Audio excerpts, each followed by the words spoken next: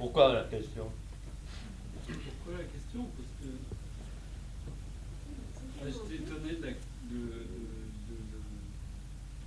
la qualité de l'environnement sonore en même temps que le texte. Donc, C'est évident que c'est beaucoup plus riche que tous les effets qu'on peut faire avec le Dolby, etc., de la gauche, de la droite, surround, derrière les gens, etc. C'est complètement pauvre tout ça. je supposais déjà la réponse, mais Ouais, c'est du cirque. il n'y avait pas de question ingénieuse. Ici, il n'y a pas de cirque. Il n'y a pas de cirque. Voilà. Il n'y a pas de cirque. J'ai rien contre le cirque. Le cirque, c'est quelque chose d'extraordinaire. Le cirque des intellectuels, ça ne m'intéresse pas. Parce qu'ils ne sont pas capables de faire du cirque, naturellement. Même quelqu'un que j'estime, et même que j'admire, son précédent film, je l'ai beaucoup admiré, je l'ai trouvé magnifique. C'était Contes d'automne de Romer. Son dernier film, il n'y a pas de son là-dedans, il n'y a pas de son. Et il y a quelques effets Dolby. Alors tout d'un coup, on entend crrrr, là, à droite, là, à la porte, là, et on voit rien. Alors Daniel m'a donné un coup de pied, et elle m'a dit qu'est-ce que c'est que ça? Je lui ai dit attendons, on va voir. Alors tout d'un coup, la caméra se déplace, on voit une cheminée. Là-dedans, il y a des bûches qui brûlent. Bon, bah, tout ça, c'est ridicule, quoi. Alors, ensuite, on apprend que Romer lui-même, il avait engueulé son ingénieur du son quand tout ça était fini pour lui dire quoi? Qu'est-ce que vous m'avez fabriqué là? Qu'est-ce que vous m'avez fabriqué là? Bah, il fallait surveiller tout ça, hein, bon. Surtout à l'âge qu'il a, vraiment.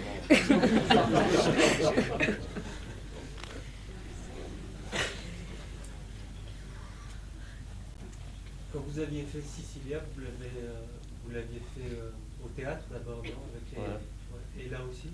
Oui.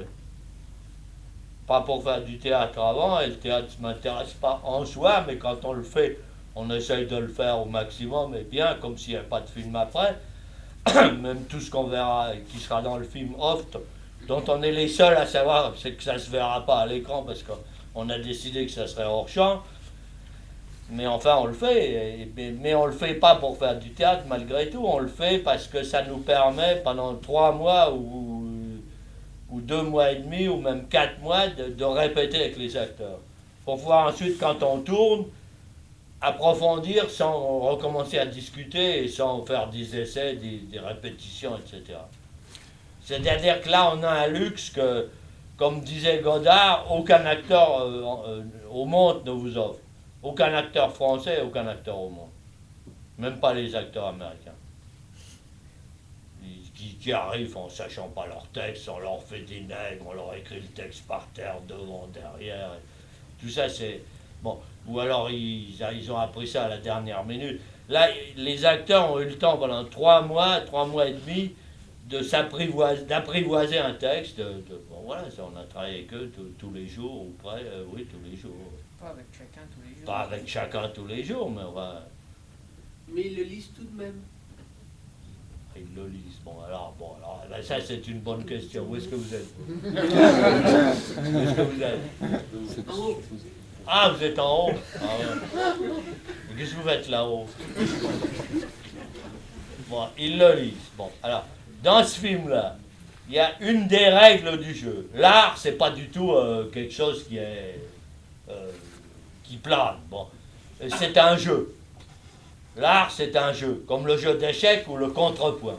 Bon, alors, faut dire qu'il y a des règles du jeu, parce que sans règles du jeu, il n'y a pas de jeu, c'est pas intéressant.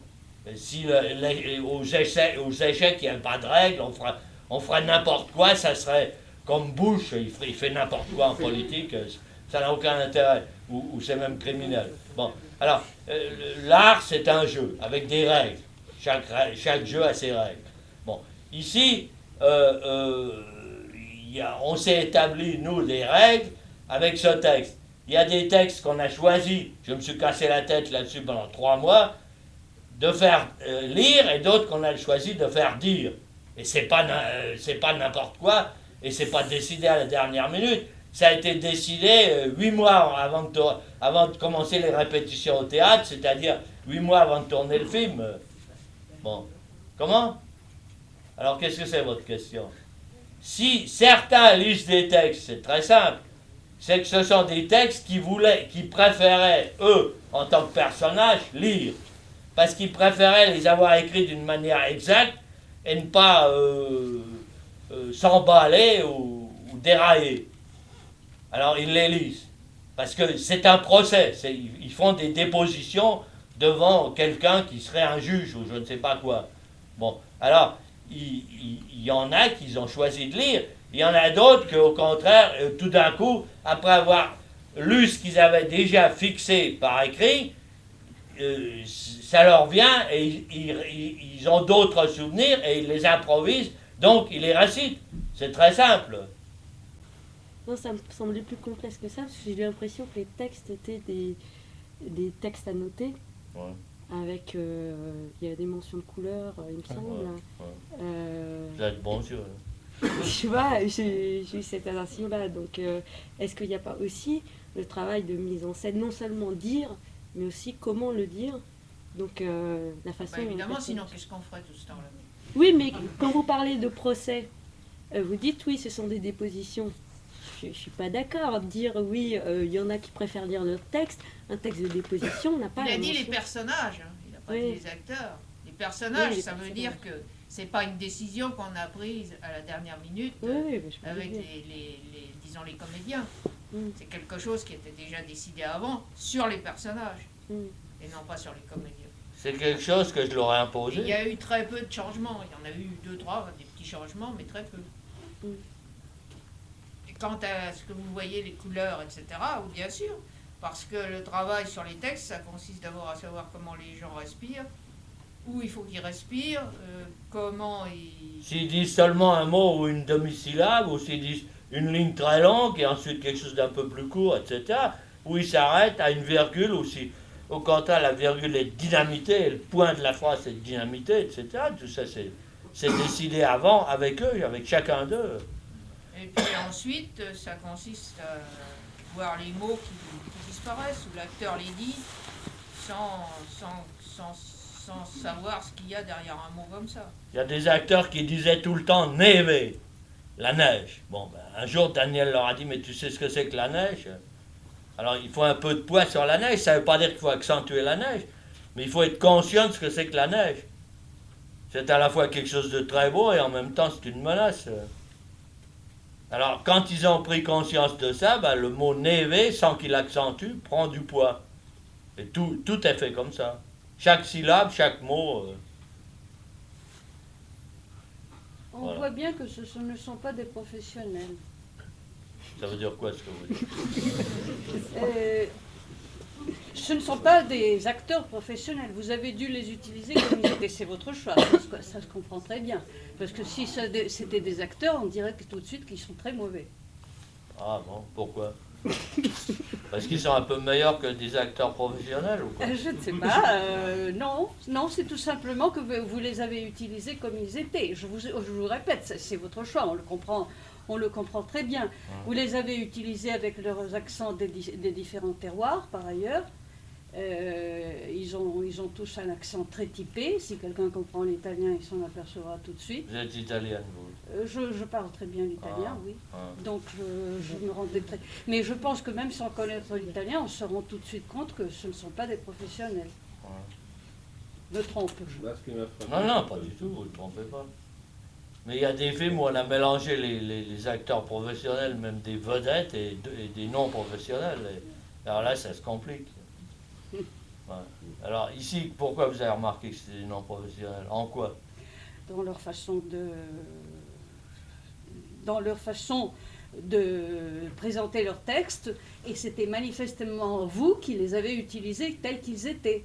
Ce n'était pas eux qui s'étaient adaptés à ce que vous n'auriez pas pu les changer si vous aviez voulu. Un professionnel se doit de vous faire ce que vous voulez, dans la mesure où vous le choisissez, évidemment, s'il colle à son rôle, ou bien vous pouvez le choisir délibérément à contre-emploi. Mais là, vous n'auriez pas pu faire ni emploi ni contre-emploi. Ou bien vous les Pourquoi? utilisiez tels qu'ils étaient, ou bien vous ne pouviez pas les utiliser. Ça se voit carrément. Hein.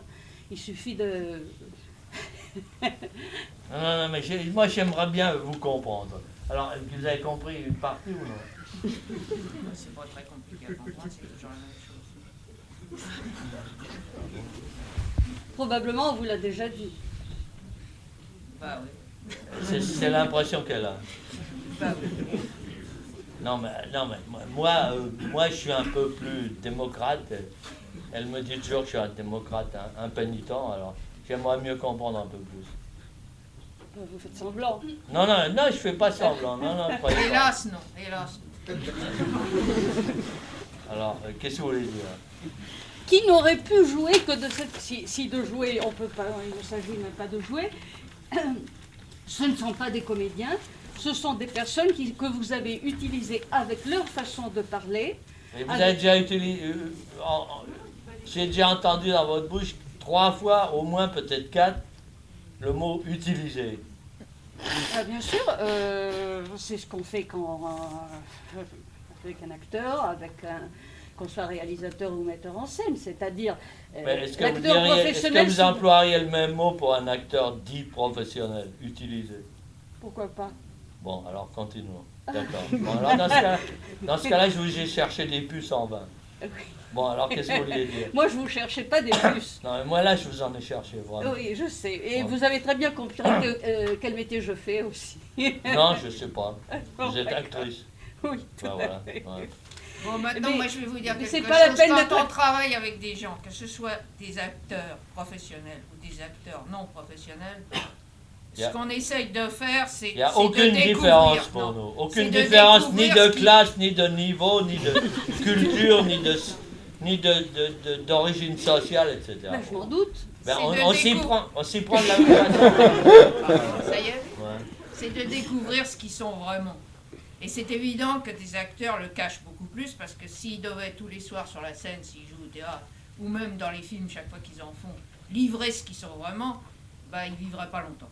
Donc, ils sont obligés de se défendre, et pour se défendre, ils sont obligés de se cacher. Il Et de jouer la vivrait, comédie. il vivrait 3 mois, Exactement. pas plus, 3 mois. Or, nous, notre travail, on est des 3 mois. acteurs ou des non-acteurs, c'est juste... Si un acteur sincère, s'il se livrait tous les soirs sur la scène, il vivrait 3 mois. Et si je dis 3 mois, je suis généreux, quoi. Voilà, généreux. En réalité, un acteur utilise les parcelles de ce qu'il est en les composant selon le rôle. Ce que les acteurs non professionnels ne sont pas capables de faire. Évidemment, c'est vous qui vous en avez... Un réalisateur de cinéma a davantage de pouvoir, disons, entre guillemets, sur les acteurs qu'un metteur en scène de théâtre. C'est-à-dire... Et pourquoi? Parce qu'il fera... Ce qu'ils ont fait au sur théâtre, les planches, c'était encore beaucoup plus difficile, parce que c'était Au théâtre, un arc de 2 heures. Et c'était parce qu'ils avaient réussi cet arc de 2 heures qu'on s'est dit maintenant on peut tourner le film. On leur avait dit, vous savez, ça sera difficile, ça sera 2 heures. Hein? Alors il y avait un rideau au milieu et c'est tout. Mais 2 heures, c'est beaucoup plus difficile que ce qu'on a fait ensuite avec eux. Ensuite, on a pu forcer, progresser, avancer, exiger plus, etc. Mais Creuser, Hein, creuser. creuser, etc. Bon, je vous ai interrompu, excusez-moi. Vous étiez en train de me demander, si je ne m'abuse, en quoi un acteur serait, disons, plus libre au théâtre qu'au cinéma. Mais c'est évident, on ne joue pas. Je veux dire, on n'est pas en train de jouer, vous et moi, aux échecs. On le sait très bien qu'au cinéma, le réalisateur peut faire tout ce qu'il veut avec un acteur. C'est-à-dire, le fait aussi qu'on peut prendre n'importe qui. Mais c'est pas vrai, si l'acteur est un jet set qui vient d'un autre film et qui repart dans 4 jours sur un autre film, il n'a pas appris le texte. Le metteur en scène, comme Jean-Luc Godard nous l'a dit, il peut rien en faire, rien. C'est un matériau inutilisable. Parce que le bonhomme est détruit par ce qu'il a fait avant, détruit par ce qu'il pense qu'il doit faire après. Il n'a pas appris son texte, il est inutilisable. Ça arrive. Je ne vois pas alors comment aurait fait Jean-Luc Godard à utiliser des gens inutilisables, évidemment, du moment qu'il les Excusez-moi, a il a utilisés, vu un que- film de nous qui s'appelle Antigone. Là-dedans, il y avait une fille qui appartenait pas à la Charbonneau de Berlin, qui était Antigone elle-même. Il nous a dit ce que cette fille a fait, aucun acteur au monde aurait été capable de le faire. Il l'a dit, c'est pas moi qui l'ai... Je ne lui ai pas demandé, je ne l'ai pas provoqué. Il l'a dit. Et lui, il a comme son expérience. Nom de Dieu. Évidemment, si vous devez prendre un guillotiné et vous le prenez au moment où on lui coupe la tête, il est capable, il fera ce qu'aucun acteur ne fera, parce qu'on ne pourra pas reproduire. Non, mais le guillotiné, c'est l'acteur qui vient d'un autre film et qui va à un autre film, c'est lui qui est On ne guillotiné. pourra pas y aller, de toute façon. Là, je suis en train de poser un cas extrême. Là, là, vous jouez aux provocations, je vois. D'ailleurs, ce n'est pas Bon, dialogue. on se reparlera tout de suite après. Où est l'autre question? Pourquoi avez-vous choisi les ouvriers et les paysans et que voulez-vous nous dire parce qu'aprez tout, il y a la guerre qui n'est pas loin, il y a peut-être même des militaires, enfin... Des quoi? Des militaires. Où ça? Il y en a partout des militaires. Alors pourquoi vous avez-vous choisi cette partie ouvrier-paysan? Pourquoi après tout? On peut être les deux aussi en même temps.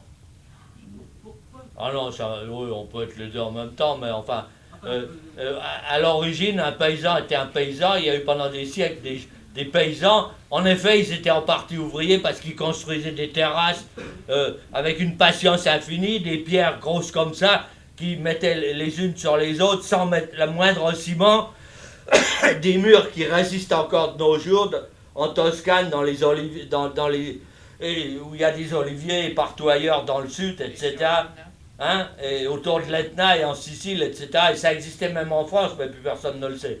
Bon, ça en effet, c'était des maçons, si on peut dire. Mais enfin, c'était des paysans, excusez-moi. Quant aux paysans, il y a eu des guerres de paysans au XVIe siècle. Bon, contre lesquels M. Luther a pris, comme ça, il est parti en guerre. Il a dit, oh, c'est impie tout ça. Bon, il y en a d'autres qui ont pris parti pour les paysans. La dernière guerre paysanne, c'était des Alsaciens qui essayaient de passer le Rhin. Ils ont été décimés avec l'aide de la Maison de Lorraine, qui était la plus grande province française. Parce que les Allemands, ils n'en pouvaient plus, c'était la dernière des révoltes paysannes, ils ont fait appel aux Français. Là, c'était la Maison de Lorraine qui les a aidés à décimer ces paysans. Depuis, la bourgeoisie, en 1789, à peine elle avait eu le pouvoir avec l'aide des paysans, qui étaient la majorité, et de loin, parce que la bourgeoisie, c'était rien du tout. Il y avait bien Monsieur de Voltaire et quelques illuminés éclairés, comment ça s'appelait, les Lumières, et, plus quelques bourgeois par-ci par-là, mais il n'y avait rien, parce qu'il n'y avait pas de société industrielle, etc. Et Voltaire, qu'est-ce que c'était? Un ami des banquiers suisses, hein? Un ami des banquiers suisses. Bon, alors, tous ces gens-là, il y en a eu un seul là qui voyait clair. Il s'appelait Hölderlin, c'était un Allemand. Et il y en avait un autre en France, c'était Rousseau. Tous les autres, c'était des valets du progrès. Et le progrès, on voit où ça nous a mené. Donc, il y avait des paysans. Bien qu'ils aient fait des murs, c'était des paysans, je regrette, c'était des paysans. Et ensuite, il y a eu des ouvriers, c'est une autre classe sociale. Bon, en 1789, la bourgeoisie a essayé de refouler les paysans. Depuis, ça a marché plus ou moins. Ensuite, qu'est-ce qu'elle a fait? Elle a inventé les tracteurs. Ça, c'était un autre moyen de... Ensuite, elle a inventé les engrais chimiques, la culture extensive, etc. On en est au point où José Bové, enfin, je veux pas, n'exagérons pas, voilà, c'est tout ce qui reste. Voilà, tout ce qui reste. Voilà. Et les vaches folles. Voilà. Ça c'est le résultat de l'élimination de la classe paysanne qui était la seule sur Terre pendant des siècles. Bon. Ensuite, la classe paysanne, on a encore utilisé un autre moyen pour l'éliminer, c'était de l'attirer dans les villes, en leur disant, venez là, vous aurez de l'argent. Vous travaillez là comme des chiens, et vous n'avez pas d'argent. En ville, vous travaillerez, il y a des lumières partout, des lumières. C'est magnifique. Il y a de la lumière électrique. Hein. Même Lénine, il disait, le communisme, ça sera le socialisme plus l'électrification. Hein. Bon, moi j'aime bien Lénine, hein, c'est un ami à moi. Elle a un autre ami, c'est Staline. Bon, ça c'est une autre histoire. Mais enfin, voilà une connerie. Bon, eh ben, même des gens comme Lénine peuvent dire des conneries. Bon, eh ben, voilà le résultat. Mais malgré tout, il ne faut pas me raconter que les ouvriers et les paysans, c'est pareil. C'est justement tellement peu pareil que c'est grâce à la création de la classe ouvrière dans les villes qu'on a encore éliminé plus de paysans, on les a attirés dans les villes pour que les campagnes soient encore plus abandonnées. Alors vous me racontez des conneries, là. C'est un fait, vous me racontez des conneries. Non, mais c'est pour vous provoquer un peu. Comment? Non, il y a deux choses différentes. Il y a des ouvriers, il y a des paysans. Ça existait, ça existe de moins en moins, ça c'est pas de ma faute, c'est le monde moderne. Mais ça existait, et il y a une différence entre les deux. Il se trouve que là, on raconte des querelles entre un groupe d'ouvriers et un groupe de paysans. C'est pas si grave, mais on les raconte, et elles sont concrètes. Ouais. Bon, alors, où est-ce que vous voulez en venir avec tout ça? Je me demandais si je délire ou bien si vous avez quelque chose d'autre à... Quel est votre message au fond? Ah non, j'ai pas de message, moi. Ah bon. Non, j'ai pas de message. Vous dites que... Le message, c'est que je pense que si on réinvente pas le communisme, la planète et les enfants de la Terre et le berceau qui est la Terre est foutu. Ouais, tout est foutu. Voilà. Il faudra réinventer le communisme. Ça, c'est le seul message que j'ai, et il est en quelque sorte en partie dans ce film. Ouais. Voilà. Donc, ce que vous avez vu dans ce film-là, c'est en 1945, juste après la guerre, c'est ce qui restait encore, le peu qui restait encore d'une classe paysanne, opposée à une classe ouvrière qui commençait à se développer. Voilà. C'est ça le sujet du film. Et c'est très beau quand même, cette démonstration que vous faites à travers le couple, là, comment ça s'appelle Ventura et Syracuse. Voilà, c'est vraiment... ça, c'est... Oui, c'est ce qui plaît le mieux en général. C'est ce qui plaît le mieux aux citadins, parce que jusque-là, ils dorment un peu, c'est la première heure du film. Et là, tout d'un coup, ils se retrouvent un peu en pays de connaissance, avec des problèmes qui sont un peu plus les leurs, comme on les retrouve dans les films de Cassavetes ou de Woody Allen. Ouais. Ouais. Si, non, mais, je veux dire, je suis un peu méchant, mais je veux dire, c'est différent quand même de Cassavetes et de Woody Allen. Parce qu'ici, lui, il répète sans cesse qu'il ne pouvait être heureux que si tout le monde autour de lui était heureux, et que si elle participait au bonheur du village, etc. Ça, c'est quelque chose de nouveau.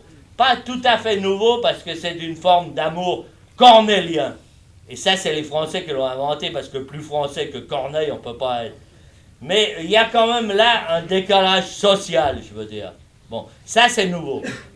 Mais si ça plaît, c'est parce que les gens qui entendent ça au bout d'une heure, où ils sont emmerdés avec des pauvres cons qui s'enlisaient dans la neige, qui revenaient, ne revenaient pas, etc. Tout cet aspect, le film d'horreur, c'est un film d'horreur jusque-là. C'est l'horreur. Et c'est l'arithmétique de l'horreur. On compte 1, 2, 12, il n'est pas revenu. 13, il est revenu, mais il est mort en revenant, etc. Ça, c'est l'horreur. Quand tout ça est passé, tout d'un coup, il y a des problèmes qui intéressent le cœur des petits bourgeois. Bon, et il se trouve qu'ils sont déplacés. Ils sont déplacés. Et ils sont déplacés de la manière dont j'ai essayé de le dire. Voilà, c'est tout. Mais justement, le cœur du héros, là, il y a quelque chose... Qui c'est le héros? Il y a, Ventura. oui, bon. C'est un héros dans la mesure où il a un passé, en tant que très jeune homme, il a participé à la guerre avec les fascistes. Voilà, dans ce sens-là, c'est un héros. Mais au point de départ, c'est le contraire d'un héros. Hein. Ouais. Alors pourquoi vous dites que c'est un héros? Parce que, on en parle, c'est ce que celui qui est cité partout. Hein? Les choses semblent tourner un peu autour de... Ah bah oui, c'est lui qui essaye d'organiser un peu tout ça. Voilà, Ouais. c'est ça. En plus, parce qu'il a mauvaise conscience et qu'il essaye d'échapper à son passé, etc. Oui, alors qu'est-ce que vous voulez dire? Eh ben, là, je voulais en parler. Bah parlons-en. Non, mais moi, j'ai beaucoup aimé la scène des femmes, là. Quand il y en a une qui veut tuer sa chèvre. Vous savez, quand ils crèvent tous de faim, là. Ouais. Et puis l'autre qui arrive avec son fusil. Ça bon, vous êtes quand même intéressé au début du film, malgré toutes les méchancetés que je viens de dire. Non, mais on peut... Ouais. Mais quand même, là, vous voulez rien dire, mais il y a des choses là que... Pourquoi il y en a une qui sait qu'il ne faut pas tuer Écoutez. la chèvre, pourquoi l'autre pense qu'il faut la tuer? C'est quand même important. Ah oui, ça c'est très important. Ouais. Parce qu'après, pour Pâques, ils sont tous d'accord pour tuer les agneaux quand même. Ouais. Exact. Exact. Et vous voyez, ça c'est un exemple que quand on dit cette phrase-là, la femme, quand elle dit cette phrase-là, il faut qu'elle ait quelque chose dans la tête et dans le cœur quand elle la dit. Même si elle ne met pas de pathos, c'est qu'elle n'a pas de trémolo dans la voix quand elle parle des agneaux qu'on a tués pour pas. Et ça, c'est pas sûr qu'on obtiendrait ça d'un acteur, quel qu'il soit, même le plus grand. Parce qu'il essaierait d'imiter une compassion à laquelle il ne croirait pas. Disons qu'il ferait le Tartuffe. Bon, je suis un peu raciste avec les acteurs. Vous n'avez pas beaucoup de tendresse pour l'engeance des acteurs. Ben non, la différence Pour avec personne, les acteurs, hein. c'est qu'il faut ruser. Avec ceux-là, on n'a pas besoin de ruser. Vous savez, on a nos expériences avec les acteurs, on sait très bien. Il y a d'abord... On a fait un film avec Mario Adorf. Ça, c'était vraiment un acteur plus que cinéma commercial et tout. Il avait représenté Mussolini dans au moins 3 films italiens. Quand il est arrivé chez nous, il a commencé à gesticuler. Il s'est assis dans un fauteuil. Notre chien, qui n'aboyait jamais après personne, a commencé à aboyer et voulait le mordre. Bon. Bon, ensuite, il nous a dit, quand vous aurez un jour quelque chose, ça me ferait plaisir de faire un film avec vous. Voilà, bon. 15 ans après, on est allé le trouver, on lui a dit, voilà, vous pourriez faire l'oncle dans le film tiré du roman de Kafka qui s'appelle America. Voilà. Bon, ben, ça c'est un acteur. On a un autre type d'acteur dans le même film, c'est Liebhard Schwarz de la Schaubühne, qui était vraiment la seconde après l'autre, là, qui est dans le film de Romer, comment elle s'appelle? Hein? La marquise d'eau. Quoi? Non, dans la marquise d'eau. Comment elle s'appelle? Voilà, bon, il y en avait 2, là, c'était, bon... Bon, voilà, ouais, puis il y en a un autre, etc., il y en a plusieurs autres. On a fait des films avec pas mal d'acteurs. Notre premier court-métrage, quoi. On les aime bien, mais on sait très bien aussi ce qu'on peut obtenir et ne pas obtenir, et on sait très bien qu'on ne peut jamais jouer carte sur table avec un acteur. Faut ruser, Jamais. comme elle dit. Et ça, c'est très fatigant pour les autres. Notre premier court-métrage en 62, on l'a fait avec un super acteur, on l'a vu pour la première fois sur une place publique à Munich, où il prêchait contre le réarmement de l'Allemagne. C'était extraordinaire. Bon, on lui a fait jouer un général qui instaurait le réarmement allemand. C'est légitime, hein. Comme disait Brecht, quand on veut... on a un personnage fasciste, il ne faut surtout pas prendre un fasciste parce qu'on s'ennuierait et ça ne serait pas possible. Et ça serait de la caricature, il faut prendre un antifasciste. Bon, ben il l'a fait, mais c'était un super acteur. Il n'était pas acteur de métier, mais c'était un bourgeois, extrêmement grand bourgeois bavarois. Il n'était pas acteur de métier, mais en tant que grand bourgeois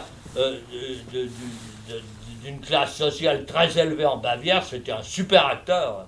Super acteur. Et on s'est très bien entendu avec lui. Il vient même de nous donner 1000 francs pour nous acheter une Kangoo. 1000 marques, c'est pas mal depuis 62. 1000 marques, pas 1000 francs. 1000 marques, c'est quand même plus. Qu'est-ce que vous disiez? En tout cas, moi, ce que je trouve intéressant avec vos acteurs, c'est qu'ils nous ont livré, en fait, ce qu'ils livraient comme parole, c'était une parole concentrée. Ouais. Et pas une parole jouée, voilà. comme Madame pouvait peut-être le désirer. Et ce qui était intéressant dans cette parole concentrée, c'est qu'elle faisait... elle me rappelait une chose que j'aime bien, en fait, dans vos films, c'est vos plans panoramiques qui durent super longtemps. Et eux, les acteurs, ils livraient une parole, c'était un plan fixe, mais on avait l'impression que c'était un plan panoramique, parce qu'ils livraient une parole comme ça qui s'écoulait de gauche à droite, et sans qu'on arrête, quoi. C'était dans une concentration, on sentait que c'était pas des acteurs, effectivement, mais il y avait une vraie concentration. Donc quand vous avez dit au début que vous avez travaillé au théâtre, je comprends maintenant. Parce que je me demandais comment on pouvait...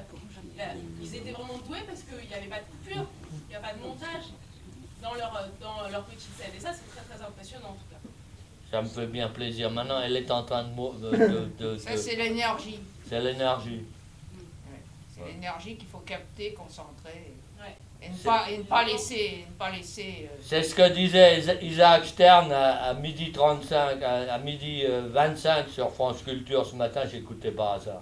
Comme il est mort, on le célèbre, évidemment, la bourgeoisie ne célèbre que des funérailles. C'est ça la culture bourgeoise, c'est des funérailles ou des actes de naissance. Parce qu'autrement, la culture n'existe pas, comme disait Vittorini. Bon, enfin, je ne veux pas insister. Je sais plus ce qu'il disait, c'est ça qu'elle disait. Qu'est-ce qu'il disait, Isaac Stern? Bon, alors, Vittorini disait la bourgeoisie. Le fascisme, c'est-à-dire la bourgeoisie dans son essence, le fascisme, c'est-à-dire la bourgeoisie dans son essence, ne rêve que de détruire la culture. Il avait parfaitement raison. Il le disait en 1945 dans les lettres françaises en français. Hein. Bon, il n'était pas stalinien particulièrement, mais il avait raison. Bon, on le sait depuis. Bon. Donc, Isaac Stern sur France Culture disait ce matin à 12h25, il disait il doit y avoir une énergie dans chaque syllabe. Et c'est ce qu'on obtient, de l'énergie dans chaque syllabe. Maintenant, qu'est-ce que vous disiez quand elle parlait? Vous étiez en train d'apporter une sorte de contradiction. Ça m'intéresse beaucoup. Il n'y a aucun mépris dans ce que je dis. Hein. Mais moi non plus. Bon, non, bon, alors, dites-moi. J'ai l'impression. Non, vous étiez en train de mourmeul, c'est-à-dire comment est-ce qu'on dit, de marmonner, de brontolare, comme disent les Italiens, contre ce qu'elle disait. Alors, ça, Je ne sais pas si vous m'avez capté pendant que je disais à mon voisin si j'allais faire pipi, il me le prendrait pour une provocation. Ah non, non, ça, non, je vous en prie. Alors là, non, je vous en prie. Ou bien si vous m'avez capté, au moment où je disais à mon voisin à propos de ces acteurs, et qui ne peuvent faire que ça. Je veux dire, merci, c'est gentil. Ils ne peuvent faire que ça. Sinon, je veux dire, si vous vouliez... C'est comme dans le testament du docteur Cordelier, je vous en prie. Je ne me suis jamais vu objet d'autant d'intérêt lors d'un débat. Non, mais ce qui est important, c'est ce que vous venez de dire. Ce qu'ils font, ça veut dire quoi? Ils ne seraient pas capables de faire quoi? C'est là que ça commence à m'intéresser. Je veux dire que vous les avez utilisés pour ce qu'ils sont. Une fois que vous les avez utilisés pour ce qu'ils sont, vous ne pourrez pas les utiliser d'une façon différente. C'est faux. À mon avis, c'est faux parce que celle qui a...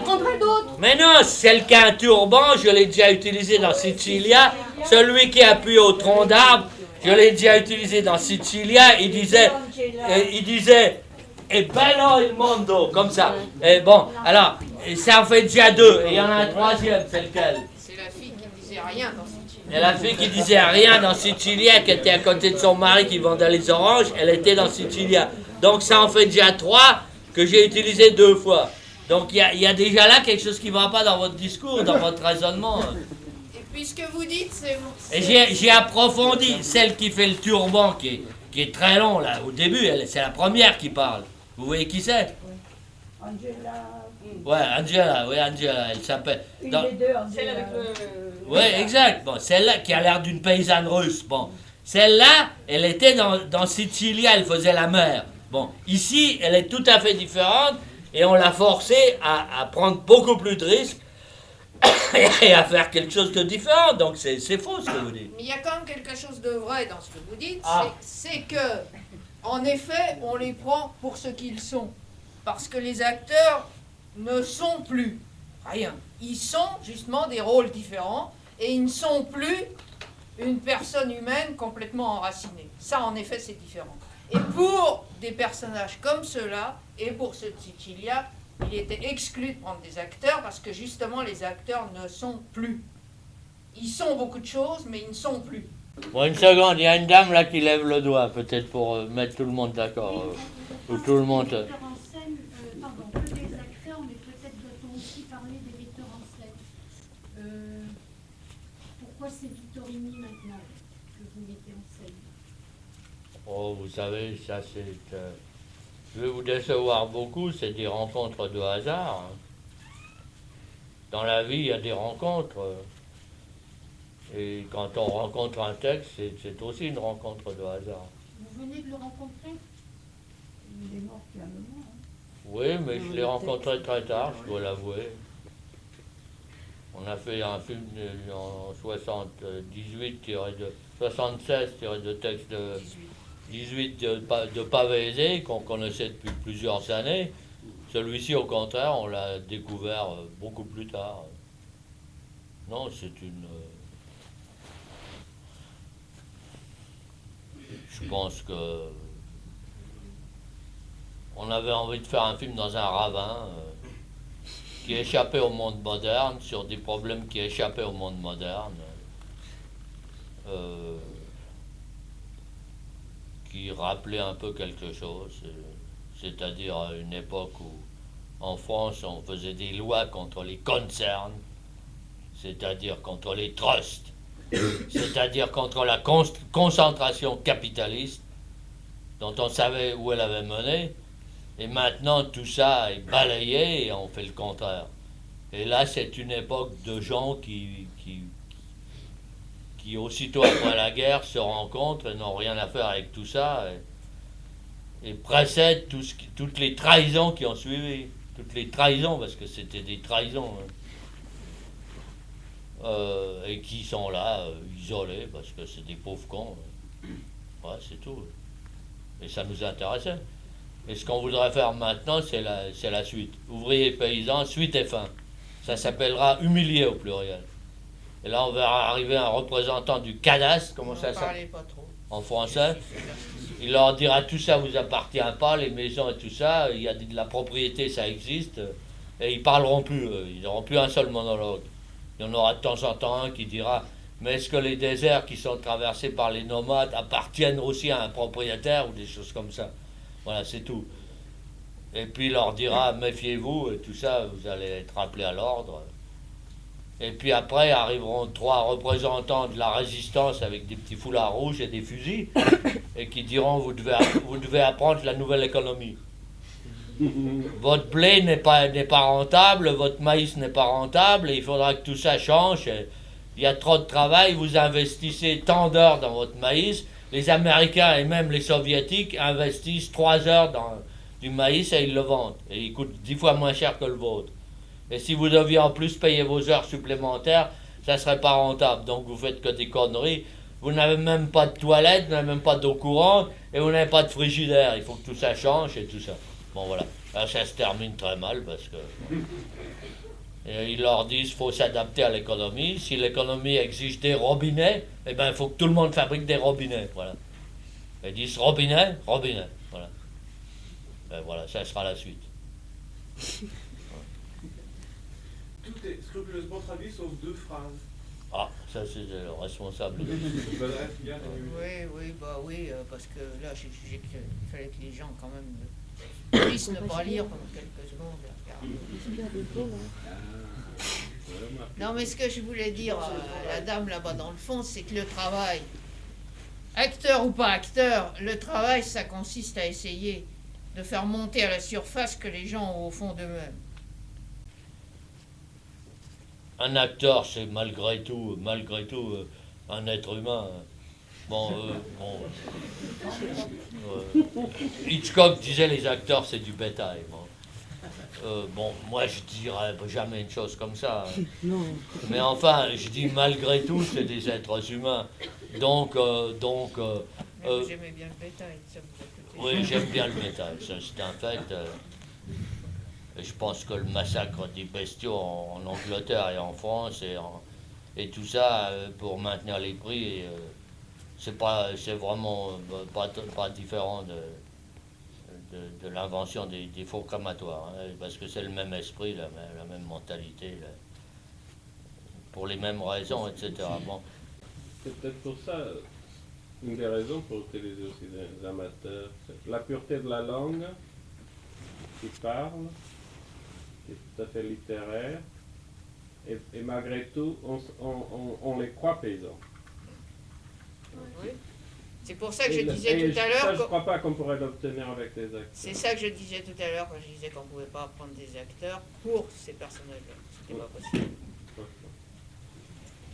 Mais c'est aussi ce qu'on a essayé de faire pendant quelques années. Parce que l'acteur, il essayerait de faire croire qu'il est paysan. Il essaierait. Voilà, il aurait fait un texte. Et ça serait insupportable, Aussi bien, ça ferait de la peine pour lui-même, et ça ferait de la peine pour les paysans, c'est évident. Et pour le pauvre auteur, ah bah oui, là, ça serait insupportable.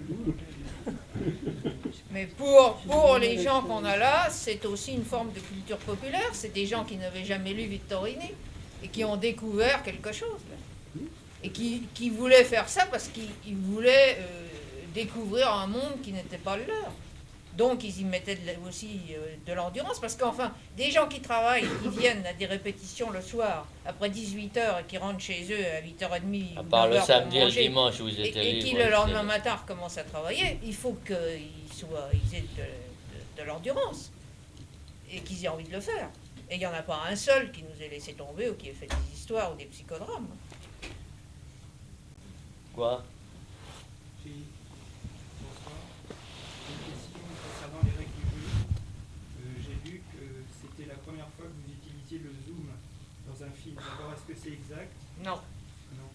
On a utilisé le zoom dans un film de 72. Il y avait une barque en bas d'une côte de l'île d'Elbe. Et on voulait montrer une villa où ensuite on monte une sorte d'écrivain, disons une sorte de fasciste qui se met à faire des discours sur le marché au Sénat à Rome. Et on a fait un zoom là, parce qu'on ne pouvait pas faire un travelling sur l'eau et qui montait la colline. Bon, c'est tout. Et par ailleurs, il y avait déjà un zoom précédemment dans le même film, parce qu'il y avait une fontaine à Rome qui crachait de l'eau à la fin du film. C'était une femme qui vomissait. Après tout ce qu'elle avait entendu, c'est un vieux masque dont on ne sait pas d'où il vient d'ailleurs.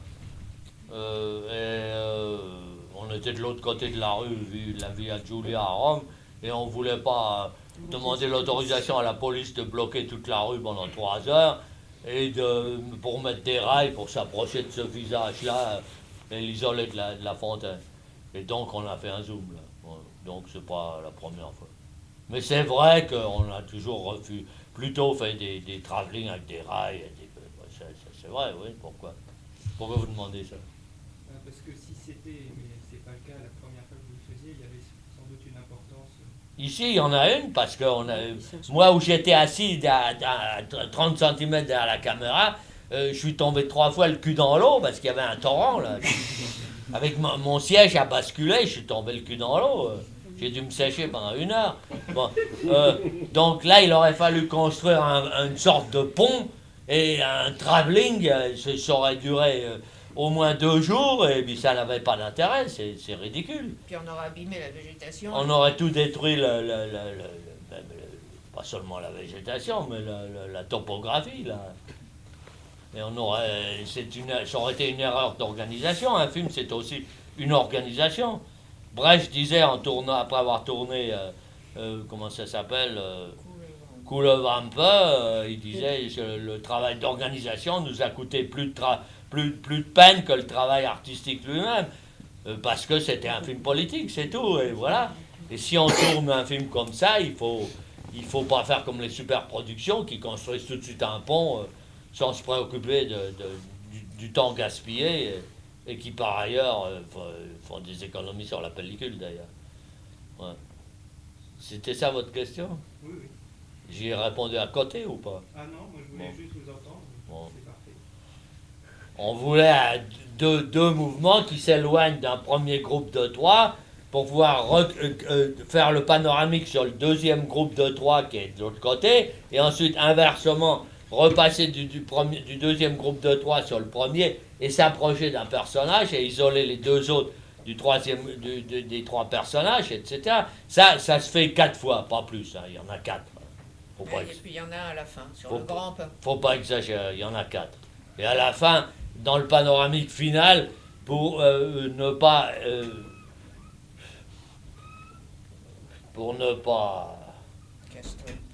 Non, je sais pas, pour ne pas faire une monstruosité avec ce grand pain qui est là au milieu du panoramique, il y a un petit mouvement de recul, ce qu'on n'a jamais fait non plus jusque-là dans un panoramique. C'est tout. Donc ça fait 5 mouvements au zoom dans un film. Il y en a un qu'on remarque à peine à la fin, et puis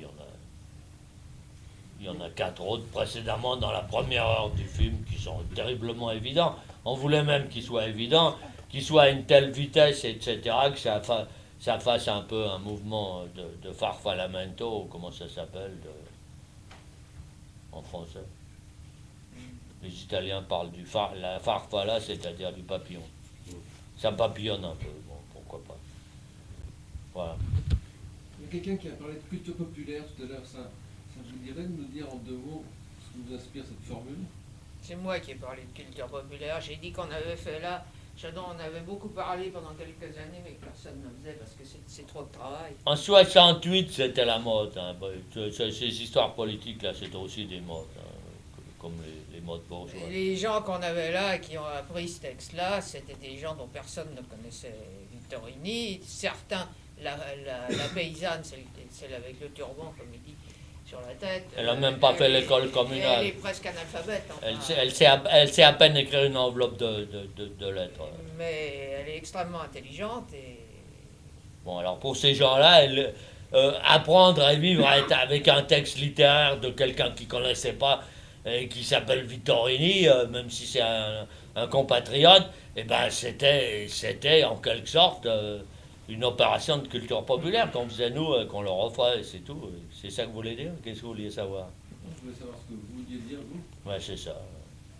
Et en plus, ils nous ont fait un jour, plusieurs nous ont fait un très beau compliment. Ils nous ont dit que le travail qu'on faisait avec eux, c'était une sorte de thérapie pour eux. Parce que ce qu'on a remarqué, nous, au fil des années, depuis 62, qu'on a commencé tout de même à entrer dans la carrière, comme on dit dans la Marseillaise, c'est que les gens ont de plus en plus de mal à se concentrer.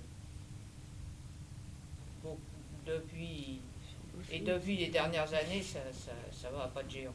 La difficulté de se concentrer. Bon, c'est comme le reste, ça se détériore. Donc les 50 dernières années, on a détruit plus que les 300 années précédentes, et les 10 dernières années, on a détruit beaucoup plus que les 50 dernières années. Ça, c'est le progrès, quoi. C'est la folie. C'est exponentiel. Et ça vaut pour les esprits et la sensibilité, hein, c'est pas... Et les nerfs. Et les nerfs. Hein. Les yeux, les oreilles et tout ça. Bientôt, on se promènera tous à 4 pattes. On essaiera de trouver de l'eau dans des mares d'eau après la pluie. Hein. Et puis, on verra plus clair et on n'entendra plus rien. Ça, croyez-moi, hein, c'est pas loin. C'est pas loin. Et puis quand tout d'un coup on verra quelque chose, il y aura une explosion, il y aura un cratère pas loin de nous. Hein. Ouais, non, mais c'est pas une rigolade ce que je dis. Hein.